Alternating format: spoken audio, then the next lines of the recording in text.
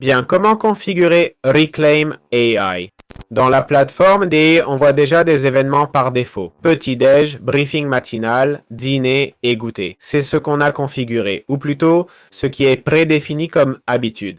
Comme vous voyez, ce sont des habitudes quotidiennes. On va tout expliquer pas à pas. Ces infos sont dans la section Habitudes, où on configure ce qu'on fait chaque jour, à quelle heure, et on peut aussi le programmer. On clique sur Nouvelle habitude et on choisit Temps de travail. Je le mets en priorité critique, la couleur sera rouge, ce sera du travail, on peut y mettre le planning et le type d'heure qu'on fait. Comme vous voyez, j'ai mis hebdo, on pourrait mettre chaque jour, mensuel, configurer le temps idéal, la durée, etc. On clique sur enregistrer.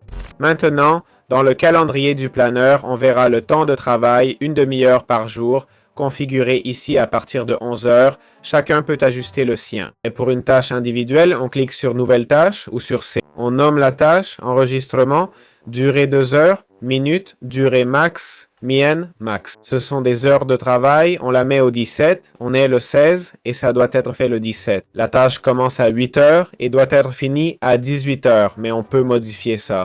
On peut la mettre en privé si on veut. En cliquant sur Créer, elle apparaît le 17.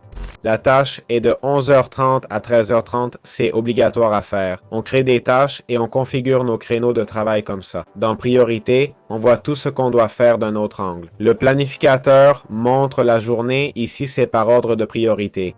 Si c'est critique, c'est la première chose à faire, en théorie. J'ai le temps de travail, la réunion prioritaire, puis les tâches par priorité. D'autre part, nous avons la section statistique. À quoi sert cette section statistique? Pour voir le temps de travail d'une personne ou les stats d'équipe montrant combien l'équipe entière a travaillé. Ici, on voit le temps divisé en réunions, travail et tâches, concentration, visible individuellement ou pour l'équipe. Ensuite, on a la section des tâches pures, sans les priorités où il y a plein d'habitudes et autres. Ici, ce sont des tâches pures. Chacun peut s'organiser comme il veut pour gérer cet outil avec son équipe. Si l'équipe veut juste fixer des tâches comme travail, chacun gardant son agenda, c'est parfait. Ça dépend de chacun. Voilà comment on peut configurer Reclaim AI.